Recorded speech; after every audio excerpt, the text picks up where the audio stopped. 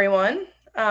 Thank you all for hopping on this evening for our administrative fellowship panel. We have some really great individuals here this evening. All three are alumni of the UCF MHA program. If you guys would like to introduce yourself. Yes, I'll go ahead and get us started. Hi, everyone. My name is Taylor Horne. I graduated from the MHA program in 2023. Oh, it's not that long ago. And I'm currently the fellow at Memorial Healthcare System. Happy to spend this evening with you all.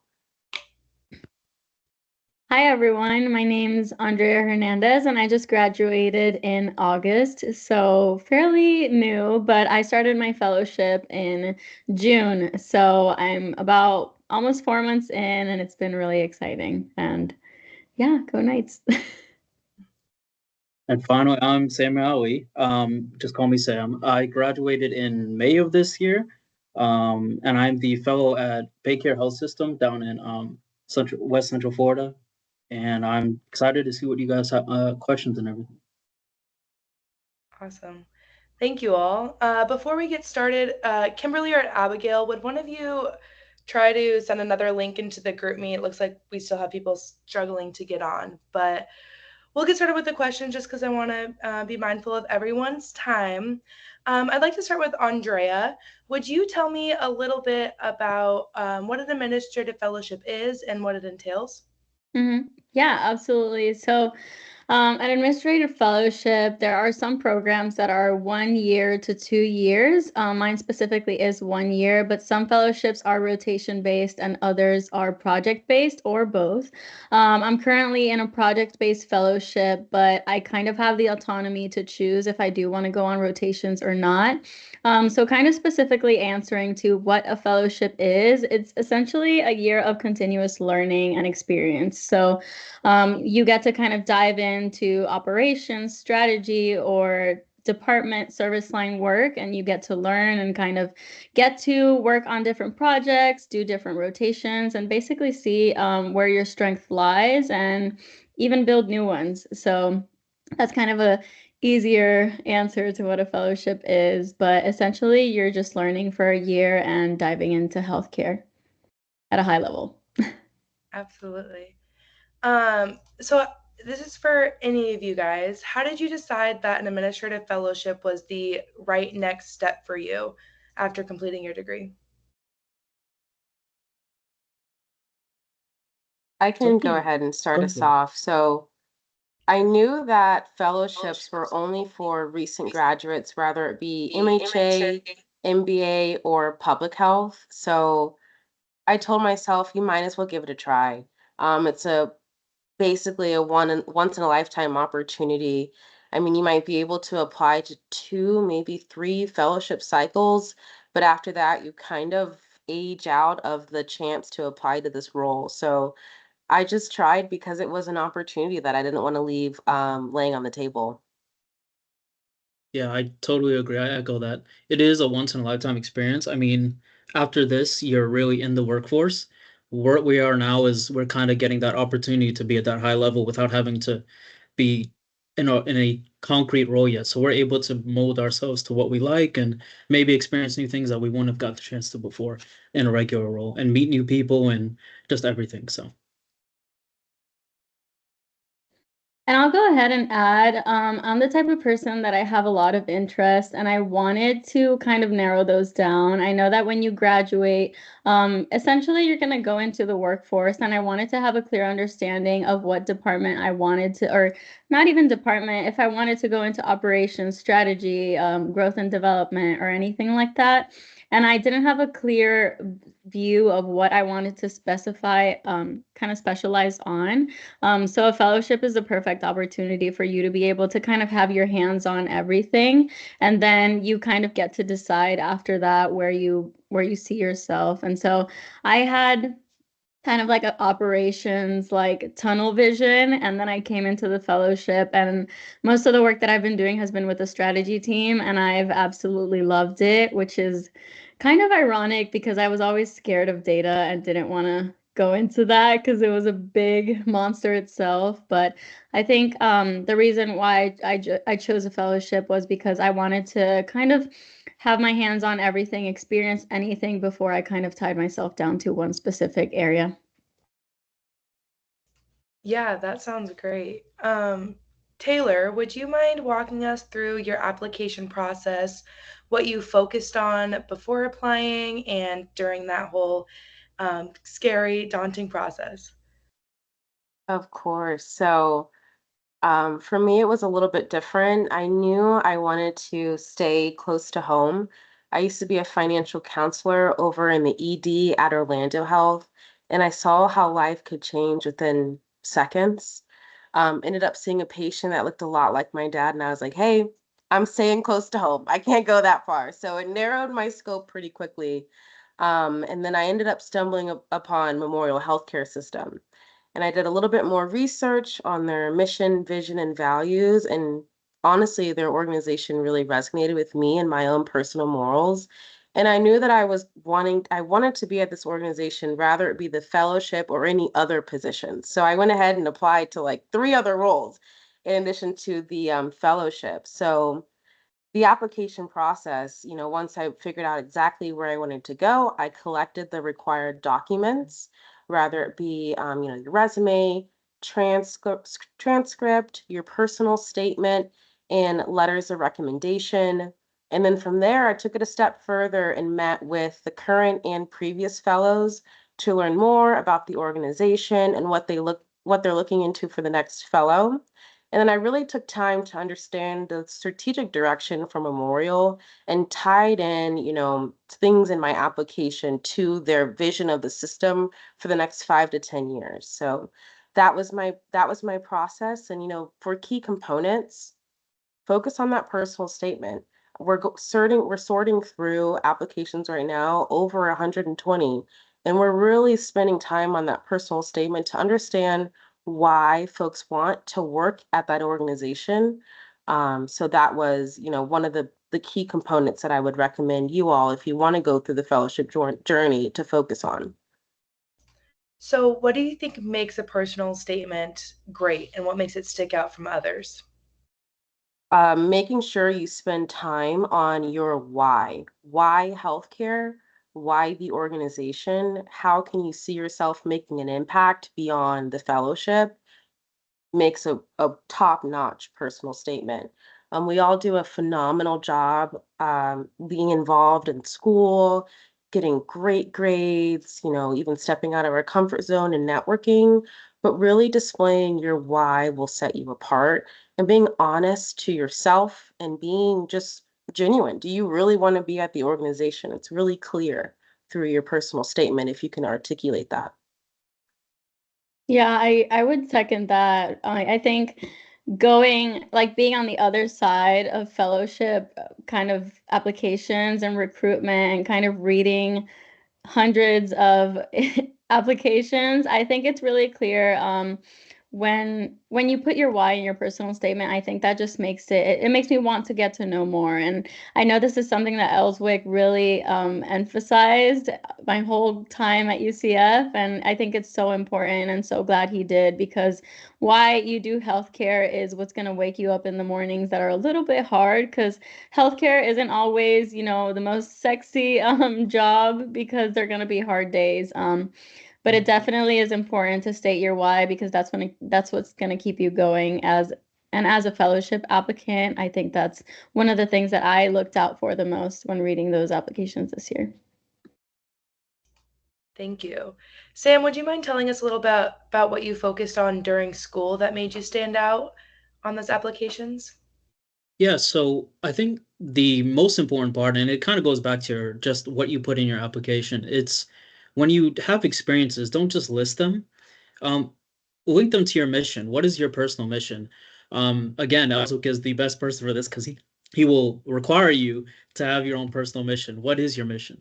So I was able to divide it into 3 parts, and each of those 3 parts I would link to an experience. So, for example, one of the biggest things that I linked to was leadership roles that I took while I was in school. So whether that be the NAHSC case competition or organizations, I would use those experiences to link back to my mission and my why. So for the case competition, I have a passion for helping others, for mentoring, and that's one of my three personal missions. And I was able to link that back to my overall personal mission. So if you can use your experiences as tools for your mission, that's the best thing to do. Don't just list them out because everyone does that. That's not a way to get your application done. And I learned that the hard way because I did both phases. And my first phase of the applications, I wasn't intentional enough about explaining my mission. So it was a good learning experience for me because in the second phase, I was really deliberate about who I wanted to apply to, why I wanted to apply to them, and if they fit me. So they had to fit my personal mission. And a lot of the things that my organization does is community service based, and I have a big passion for that. So if you can link what your organization is doing right now to your personal mission, that's another huge, huge, huge advantage you can have, especially if it's something unique. Absolutely. So after you guys make it through the application phase, you go through a set of interviews.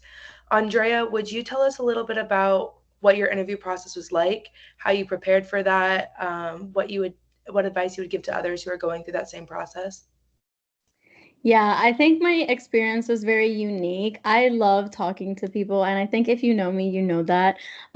So when it comes to interviews, this was the hardest, like, I guess the easiest part for me, but the hardest part for me was like, how do I get an interview? How do I stand out on paper? Because honestly, like, people can read so much of you, but not get to know you at a personal level until they talk to you. So during the interview, I mean, I was fortunate to get interviews at most of the places that I applied. But once I did get that first interview, I honestly, I remember having friends that would tell me, just be yourself, or mentors that would tell me, just be yourself. And I was like, that's terrible advice. What, like, who am I? I don't even know who I am. Like, and so I think during the fellowship process, it's very easy to kind of lose sight of your values and who you are as a person because you're trying to impress so much.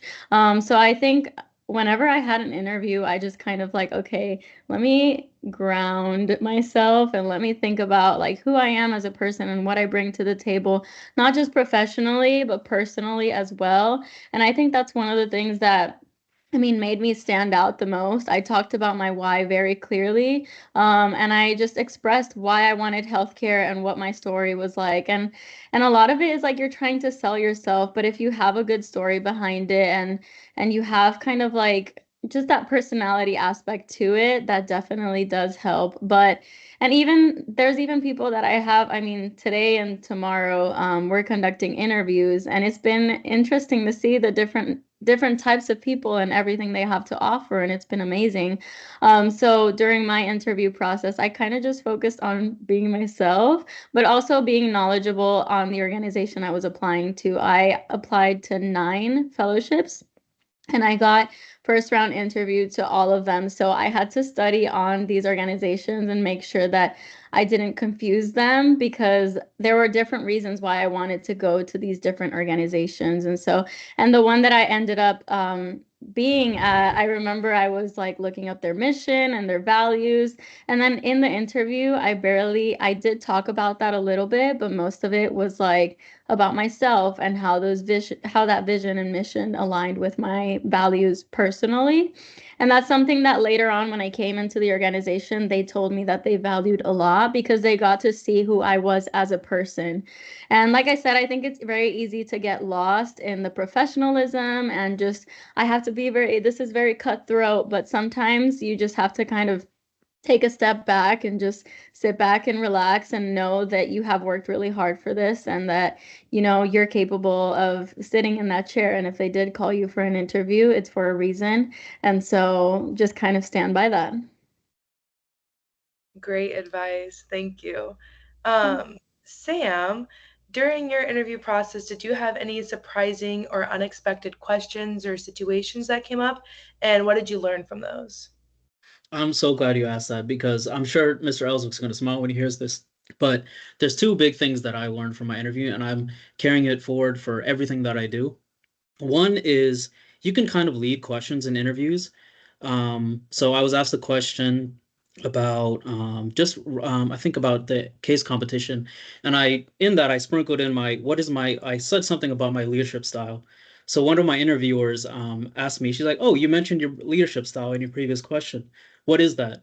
And because Ellswick had prepared me, I directly said to her, um, I have a mentor that would be so excited that you asked me that question. And I was able to belt it out because I was prepared for that. And I kind of prepped them for that as well, to let them know that that leadership style is important to me. Um, One of the other big things that I learned was incorporate a lot of what the organization is in your interview. So when I walked in for my in-person interview, the first person I met at the door, he's kind of our at our system office, he's kind of the greeter, but he is one of the most genuinely nice people. He offered me water to go to the bathroom, showed me where everything was. He's just a really genuine person. And I was asked the question during the interview, why did you choose BayCare? And one of my answers was, I really appreciate organizations where it feels like people really genuinely enjoy where they are and that culture is so meaningful for them. And I mentioned Mike. And they even told me afterwards that mentioning him was a really big thing for them because you notice what's going on in the organization. It's meaningful for leaders in the organization to have fellows that recognize their culture and how people are around them. So I think moving forward, I'm definitely going to use that more. Just incorporate what you experience while you're there. I think mentioning Mike, even now to this day, I still say thank you to him every morning because of that. But he is, yeah, anything you can do like that will make you stand out a lot. Great. So following your interviews and starting your fellowship, Taylor, would you tell us a little bit about the projects you've been involved with at Memorial and how those projects have helped develop your skills as a future leader? Yeah, it's a great question. So I'd say that all of my projects so far have really helped, sharpen my project management skills, my ability to collaborate with others, but most importantly, my ability to create relationships quickly. And I want to say that last one will really impact on my leadership journey. But every fellow has a completely different experience. I know for myself, I am about 7 months in, which is crazy to say, but I've done quite a handful of projects, and I'll just give you a couple of examples. Right now, I'm working on a bed management project where I'm collaborating with the CFO and a couple other directors in order to decrease our utilization of bed rentals through agility. So that's a fun one.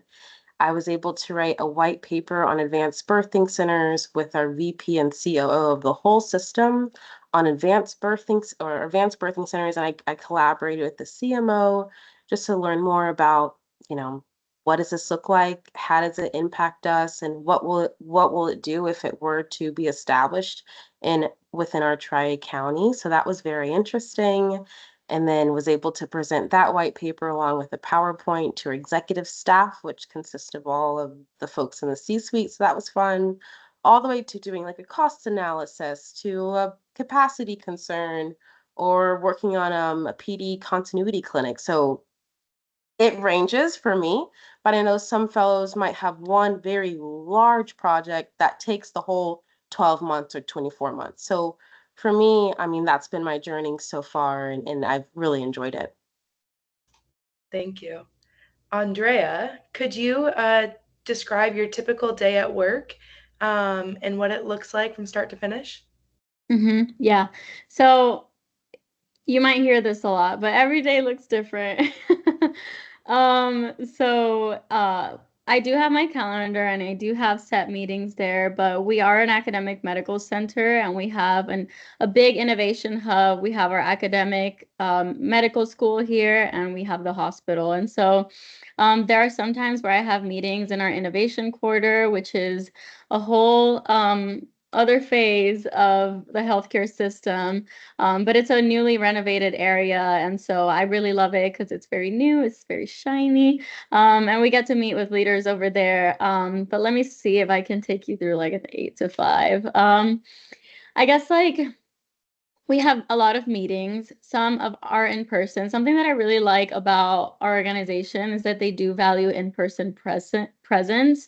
I mean, they know that we are still like post-COVID. A lot of people still prefer working remotely, but whenever we have the chance to meet on in person, we are able to do so with obviously online options being included. So a meeting that we always have standing is a ELT meeting, which is an executive leadership team meeting on Thursday mornings.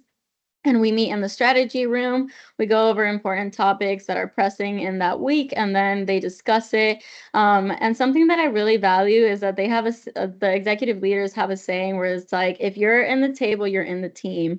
And so sometimes I'll be in a table with all these executives, and they're like, "What do you think?" And you're like, me? Like, so that's an interesting part of the day whenever it does go like that.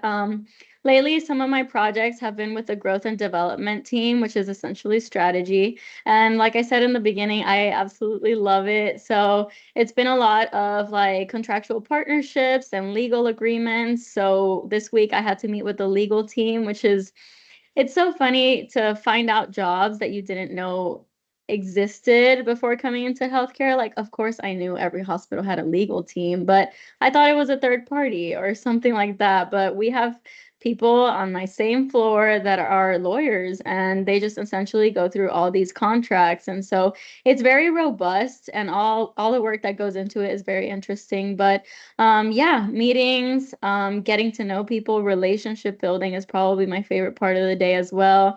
Knocking on doors and seeing people in the hallways. And yeah, and I like it because I get to go to Innovation Quarter, and it's a little different. Sometimes we go to the School of Medicine for some meetings over there. And so our School of Medicine is in an old tobacco plant, which is very ironic.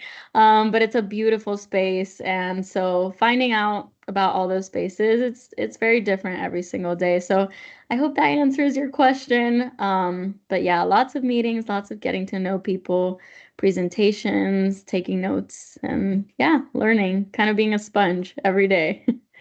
Sounds exciting. Yeah. Sam, would you tell us one of the most rewarding experiences you've had so far as an administrative fellow? Yeah, I mean, it's hard to name one, but it's every day is something new. Um, the one thing that I can say is that whenever you guys do get your fellowships, which you will, make sure that you continue to be an advocate for yourself. It doesn't stop at a fellowship. There's so much more you can do here. When I first started, so my fellowship is kind of weird because it's the first time they've had a fellow in 10 years, and it's kind of fluid. So my preceptor is the chief of staff and communications, and I'm her direct report. So I'm one of her direct reports, and I work with her teams and her other direct reports. So a lot of my day to day is with them. And because I was really honest with her and I built a really good relationship, um, she was able to see that one, I'm trustworthy, I can do what I say, everything like that. And she allowed me to, for right now, on top of my fellowship, I'm serving as an interim executive communication strategist for our CEO. That's actually where I'll be going in a few minutes here. I'm going down to a dinner and award ceremony with her, with our CEO. And that experience has been so meaningful to me.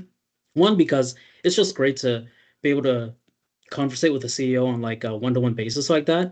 And two, it's just the amount of trust that my preceptor had in me to allow me to do that it means a lot to me.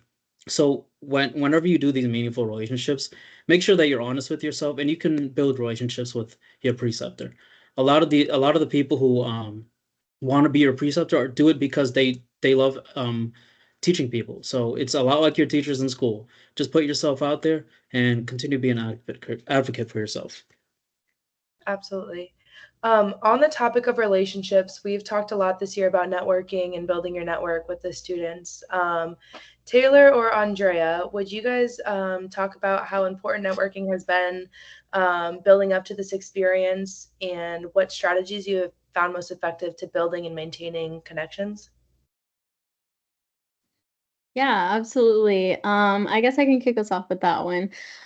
For me, I think I briefly mentioned it before, but I am a very relationship-based person. I value the relationships that I build, whether that's friends, family, professionally, personally, anything. And so I think that's a very big part of network building is kind of obviously staying true to yourself. What you see is what you get with me, and I'm proud of that because when you build relationships, so during my MHA, so just a little bit of background, I didn't know I wanted to go into health administration, and I was like, let me apply. If I get it, then it's meant to be.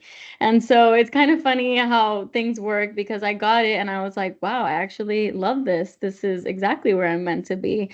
And so then comes the talk about fellowships and networking and all of that. And all of that was very new to me. I did an undergrad degree in biochemistry. So I spent a lot of time in a lab, not talking to a lot of people, and I talk a lot. So when it came to networking, I made sure that I went to ACHE events, networked in school, networked in professional settings, and just got to know people. And at the end of the day, when you take your time to get to know people and network with them, it kind of comes full circle. When it was time to ask for recommendation letters, I had my clear list of people who I knew I could contact, and that was all due to the networking I was able to do during my MHA program. So I think that my biggest advice is don't be afraid to kind of go say hi to someone. I think in Congress, one of my friends met one of their friends by just going up to them and being like, hey, like, what's up? And then they just got to talk to each other. And then, healthcare is a very small world. And I mean, I've met people this week that somehow knew of me or knew from me or something like that. And it's not like I'm not a very famous person. So it's like getting people that are like, oh, I've heard of you. And I'm like, how? And then I think it was like I worked with someone that they worked with. And I was like, wow, that's crazy. I'm in North Carolina now. And so it is a very small world, and there is a saying that I don't know how it goes very well, but it's like for every one person or for every three people, like two or something like that in healthcare. So I think it's really important to just kind of build those connections, but not just build them, just foster them and kind of nurture them and water your plants because that's how relationships are. You just keep building on them, and they're really special because whenever, they might need you at one point and you'll be like, yeah, sure. Like we worked on this other time. And then, or you might need them for recommendation letters, and it's important for them to have something good to say about you. So I think just foster those relationships and nurture them, and that's the best way to network. Thank you. Taylor, do you have anything to add to that?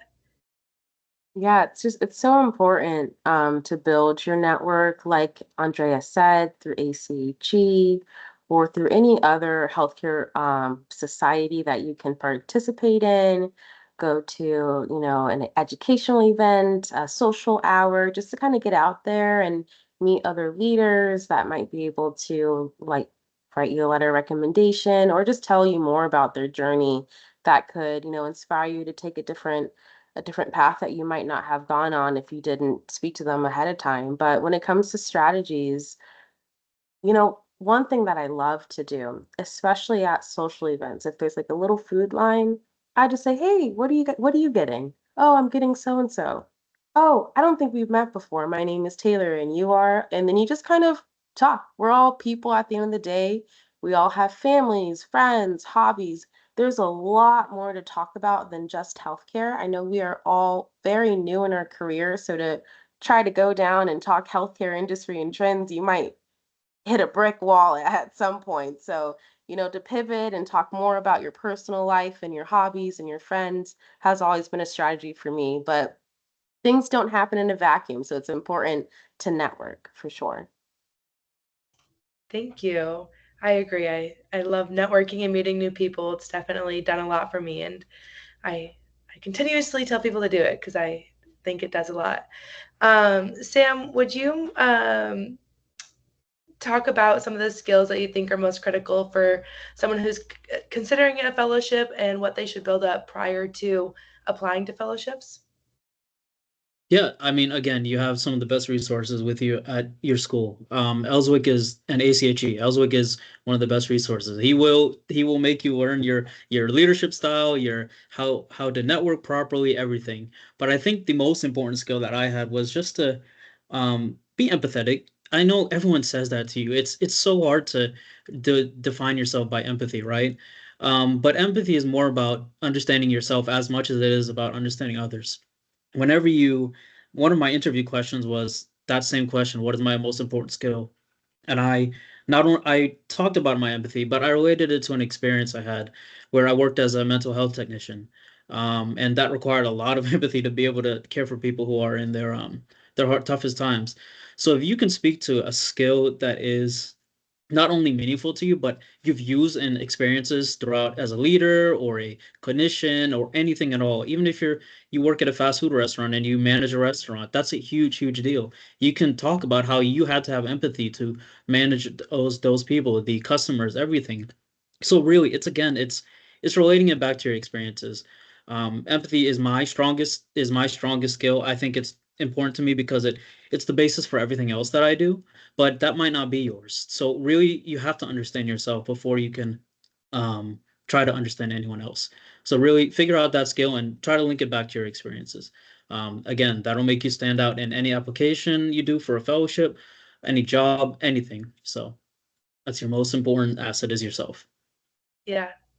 Before we move into Q&A, I would like to ask you guys if there's any other major pieces of advice you'd like to give those who are considering applying, or any last little experiences or moments you'd like to share with everyone. I'm not calling anyone out here, but whenever you're in meetings, try to keep your cameras on because you never know who you're going to meet. If they can see you paying attention, asking questions or nodding along, you'll set yourself apart no matter what you're in. I was in a meeting with like 200 people today from FHA, and only like five of us had our cameras on. And when they came around to asking questions, it was the people who had their cameras on who they asked questions for. So it's it's super important because you never know who you will meet. Your little Hollywood square will take you far. Mm-hmm.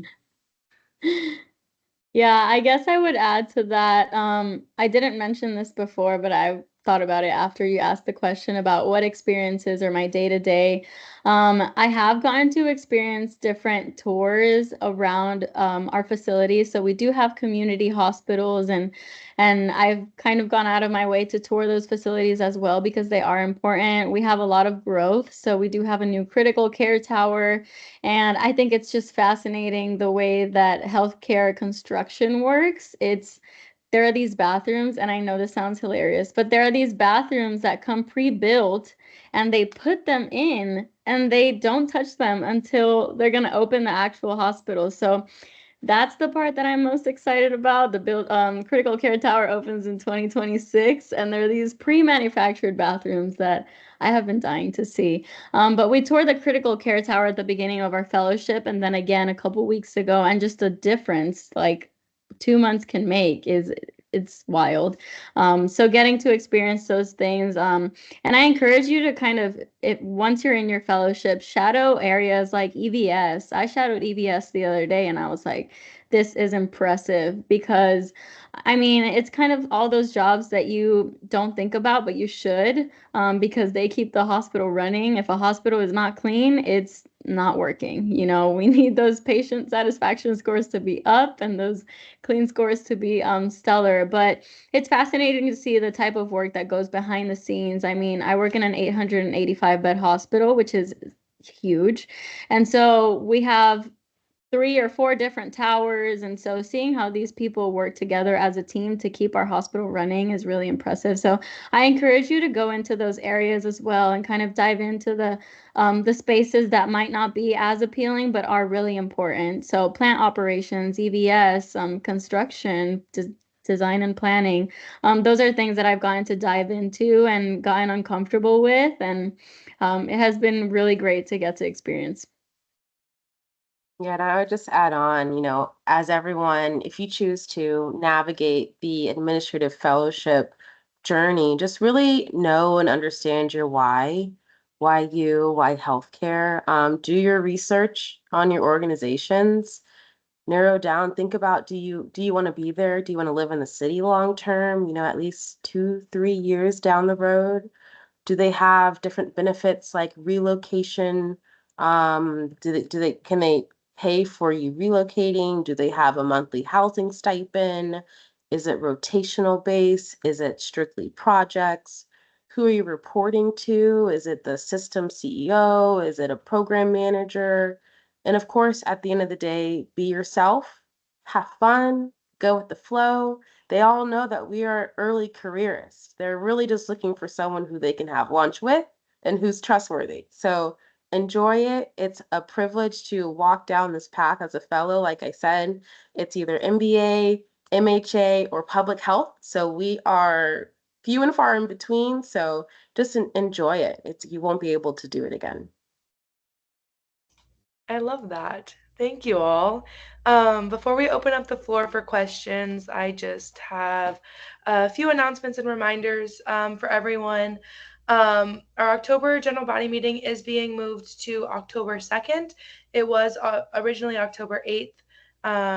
I will be out of town, so that no longer works for me. If you have not already registered for Wills, make sure you do that now. Registration is almost full. There are only a few spots left, so make sure you go sign up. You can find that at the ACHE Central Florida website. And then make sure you guys join the GroupMe. I believe most of you guys are in the GroupMe if you got the link for this, and if you're struggling to get on. I will send the link to join that in the chat today. And then just wanted to thank everyone who submitted their membership applications to UCF. They have those processed, and you guys should be hearing something back from them very shortly. Also, thank you to everyone who submitted the information for the bruncheon. I'll be meeting with Jorge to review those applications shortly, and we'll be letting everyone know. But now I'd like to open up the floor for everyone. If you have questions, if you want to know a little bit more about any of the fellowships, now is your time. So go ahead and ask away.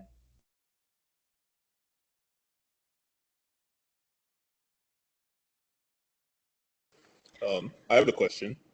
So I haven't really considered doing a fellowship. I'm just kind of here to really, maybe get the incentive to, but as someone that may not be going directly into a hospital system and maybe want to do something like consulting, would a fellowship still be recommended?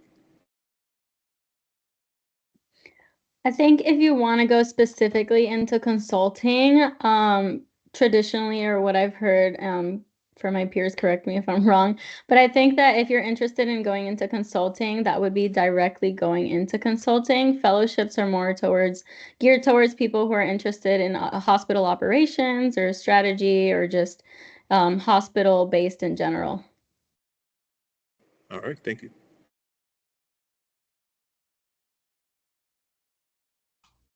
I have a question.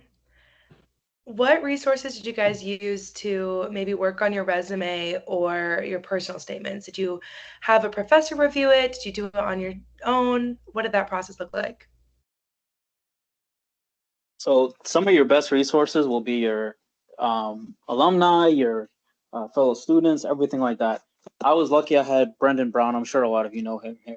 He went over my whole resume and my application for one of my fellowships, and he was able to tell me what worked for him and what didn't. And of course, your professors are going to be a huge asset. Dr. Bush, both the Dr. Bushes and Dr. Harrington and Mr. Ellswick looked over my stuff, and a lot of their feedback was what I used on my second time around in the application. So use your cohorts. They're super helpful because they can look at you from not only an objective standpoint, but from a standpoint kind of like what your preceptor would. As a teacher is much like your preceptor. They're there to watch you learn. I agree. Run your resume and your personal statement through Ellswick, the Bushes, Harrington, and then find a couple of folks who went to the UCF MHA program or any other program who's a current fellow and ask them to read through your resume and personal statement. It's a quick and easy ask, so no harm in asking. Yeah, I mean, I would agree with what Sam and Taylor said. The best resources are the ones that are within your reach. So, I mean, I utilized Ellswick, Dr. Bush, both of them, Dr. Harrington, everyone I could talk to. And I also kind of touch point on with what Taylor said, kind of rely on people that are in your fellowship cohort or above. I relied heavily on Audrey Lyons and Deb Maldonado, and they were like my saving grace. I call them my fairy godmothers because I sent them, I think, almost all my personal statements and asked them to review it. So they were really influential during my MHA and then after ongoing. I think those mentorships, like when you think about mentorships, you probably think about someone like executive and above, but finding someone within your reach is very valuable as well. So try to use those resources as best as you can. And yeah, I bugged them a lot, but I know they were there for me. Thank you. Looks like we have Joshua. Do you have a question? Yes, I do. For the fellows, it's kind of a two-part question, which is what are some of the biggest challenges you guys face on the day-to-day basis that you did not expect to see coming, that kind of surprised you? And I guess the second part to that is how do you cope with that on a daily basis? How do you get through that? How do you cope? So I'm sure Taylor can attest to this because I actually emailed her about this, but a lot of the problems that fellows have early on, and I've seen a lot more other people, is it's not that you're directionless, but sometimes you do feel demotivated if you don't have something you're doing. But I was really fortunate. I'm really fortunate to have a preceptor who I can be super honest with and that I built a really good relationship with. And so through conversating with her and really figuring out what I wanted to do, because again, my fellowship is kind of fluid, I was able to figure out, give her my honest opinion and figure out what exactly we should be doing. And because of that, she trusts me more now, and she's able to give me more responsibilities. And I'm working on so many projects that I can't even name all of them. And the interim role that I'm in it's so much more meaningful because of that trust I built. So that day to day is always going to be hard, especially if you're a learner. A fellow is kind of it's a weird role because it's not super defined. No matter where you are, you're a learner and you're right under an executive at the same time. So it's kind of odd. So you really have to figure out where you fit and talk to your preceptor. They are your one-to-one. They're your anchor whenever you need one. Yeah, that's a great answer, Sam. I like that.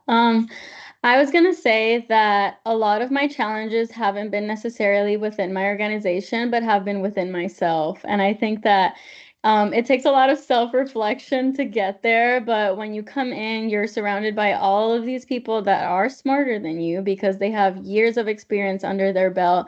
And then you're just here, fresh out of college, got your MHA, and you're like, okay, what do I have to offer? Like, I don't know if I can do this. I don't know if I'm equipped to do this. And then the imposter syndrome kind of starts to kick in, and you're like, okay, like they tell you to do something and it might sound simple, but then you in your head go like, wait, I don't think I can do this. And then you start kind of like doubting yourself on skills that you very well know that you possess. So I think that has been my biggest challenge for myself, is just being surrounded by people of executives that are so smart and that they seem to have the answers to everything, but kind of coming down back and realizing that I'm just getting started and I'm more ahead than I was last year, and I'm a better person than I was yesterday, and kind of focusing on improving like 1% more every single day and just becoming a better person and becoming a better professional every single day. Asking questions. I was the type of person that I did not like asking questions because I didn't want to sound like I wasn't knowledgeable enough. And that's something that during your fellowship you have to get uncomfortable with. So ask the questions. They're not dumb questions, and people are going to be open to answering them and helping you out. And that's something that I've really, really valued throughout my program. So like I said, the challenges that I've experienced have not been within the organization, but within myself. But those are definitely challenges that I've been able to overcome. And I know I have a lot more growth to face in the future, but that is something that you just continuously improve on and you work on, and just kind of realize that you're there for a reason. They saw something in you, so you might as well start seeing it too. Thank you, guys. There was a question in the chat. Looks like Mr. Ellswick kind of answered it, but advice for those who have never been in a leadership position. He mentioned you guys all had some form of leadership position at school, but anything individuals can work on outside of school to build up those skills? Yeah, so it's kind of funny because I was a nanny for 3 years before I got into my fellowship. I wasn't working in a hospital.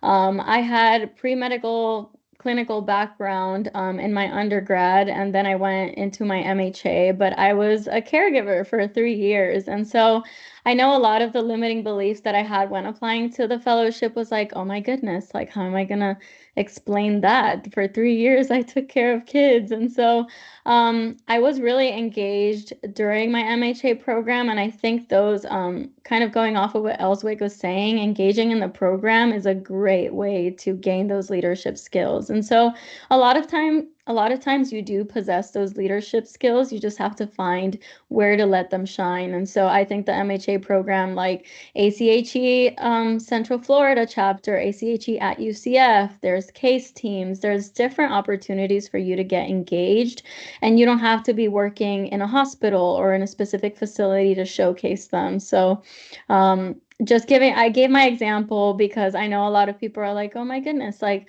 I worked in the service industry. How does that relate to healthcare? But you can always find any experience and turn it into how you take care of people. And that is what healthcare is. So I think that whether you're a caregiver, whether you work in retail or service industry, I think there's always a way to relate to it. And there's plenty of resources within UCF that you can utilize to build your leadership skills as well.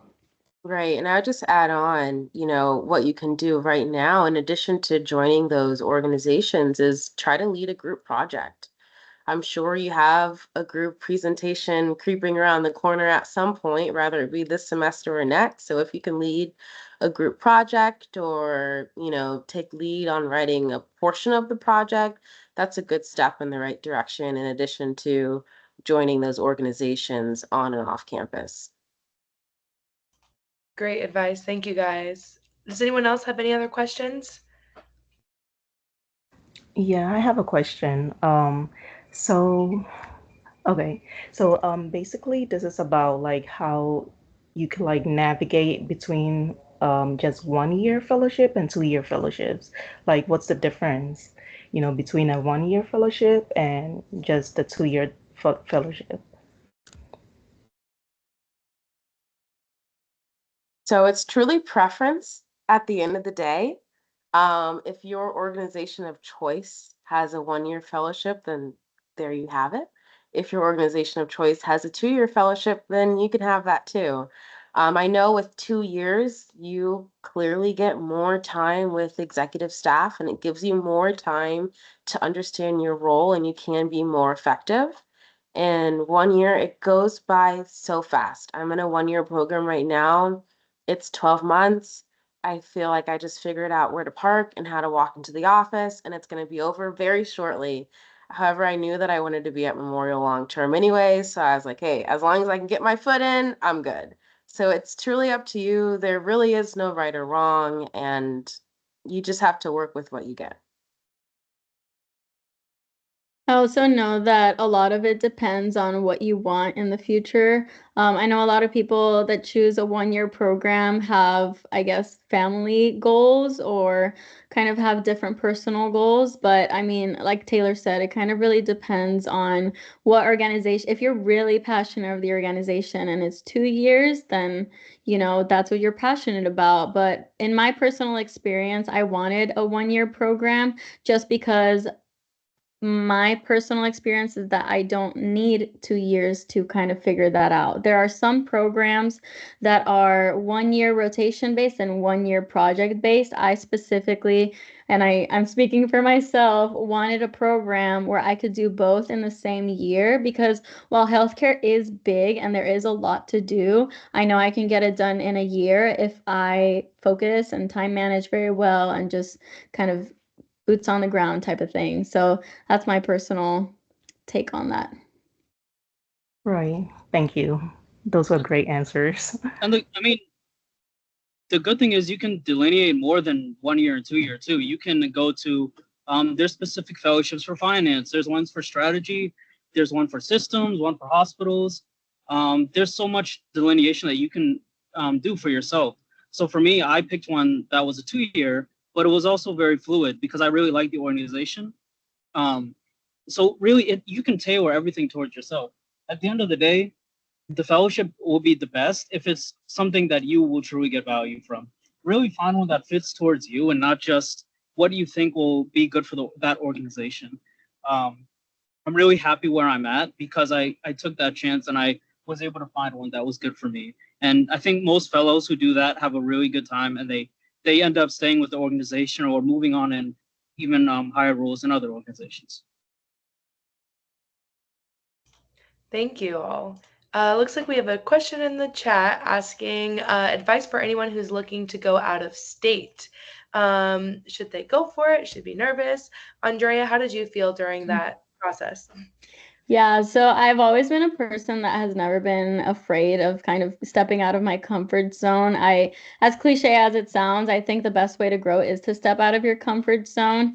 And so I lived in Indiana for my undergrad. I'm originally from Puerto Rico, so I've been kind of all over the place. I did my internship in Colorado, so all over the place, like I said. But I think that when it comes to choosing a fellowship, it is really important to check on the location, whether you would like to stay there long term or not. I know there's people that do their fellowship and then, go back home or do their fellowship and go somewhere else. And that is totally okay. I knew that I wanted to grow in this organization. And I think being here kind of validated that because I fell in love with the culture. And that kind of makes the transition easier. But it was obviously, I miss my family. I miss my friends. I miss Florida. But at the end of the day, this was a place that I did see myself growing in and being here kind of long term. So that's why I kind of went full force on it. So I guess like advice for people interested in applying out of state, I would say go for it. The interview process really does tell you a lot about the organization. And I kind of fell in love more with the organization as the interview process went along. And then that was all validated when I came to on-sites. So I mean, I'm in love with North Carolina. I love that we have mountains, but I'm also not too far from home where I can drive over if I have a long weekend or something like that. So there is a good balance. And I think professionally, I'm very driven by opportunities and where they open up. So I wanted to make sure that I had a good opportunity and that I was in a space where I could grow in the next couple of years, next 5 years.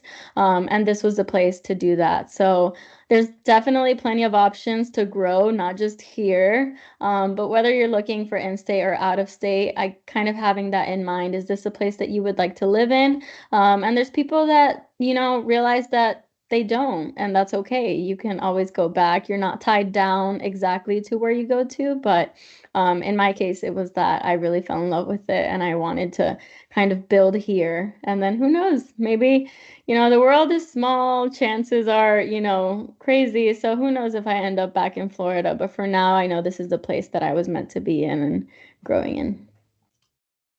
Thank you, Audrey, for the question and Andrea for the insight. I want to be mindful of everyone's time. I know you guys are all super busy and have other stuff going on tonight. Thank you all for coming on, Sam, Andrea, and Taylor. We really appreciate it. I know helped me a lot, and I really hope it helped all the other students on here this evening. If you guys have any questions that didn't get answered tonight, feel free to send it over to our email that's on the screen, or message us in the GroupMe. You can join the GroupMe if you're not on there already, with that QR code on the screen. Also, make sure to obtain your membership if you haven't already. We will talk about all those other benefits again on our general body meeting on October 7th. But other than that, thank you, everyone, and have a great night. I'll be hanging on a few minutes afterwards if you guys have any other student associate questions. Thank you, Alayna, for hosting this. And thank you. I did see there was another question, so I want to answer it before I hop off. But it says, how do you recommend preparing for something like this as an undergraduate student? When should I apply to a fellowship? Are there any fellowship opportunities for students applying for MHA? Is it only postgraduate? I would say it's only postgraduate. After your MHA, you typically start applying within the start of your second year, or it just depends when you graduate. But if you're an undergrad, just the best person, the best resource is Alayna right here. She was very involved during undergrad, and I'm not sure what path she's going to take after graduating, but it'll be a good one because she's been involved from an early stage. So I think she's the best resource for that. Well, thank you, Andrea. Yeah, feel free to reach out to me if you have any questions. Thank you, guys. Yeah, thank you, Sam. Kelly, we can talk all things internships or undergraduate involvement. I loved my undergraduate time, so feel free to reach out to me. Thank you, Alayna, for scheduling this, and it's happy to see everyone. Thank you. Thank you guys so much. I know you guys are busy. Have a great night. Good night. Good job, Nice to guys. see you, Ellswick. All right, thank you. Thank you Bye, all. Sean. Have a good night. Bye. Be good. Thank Stay you. well.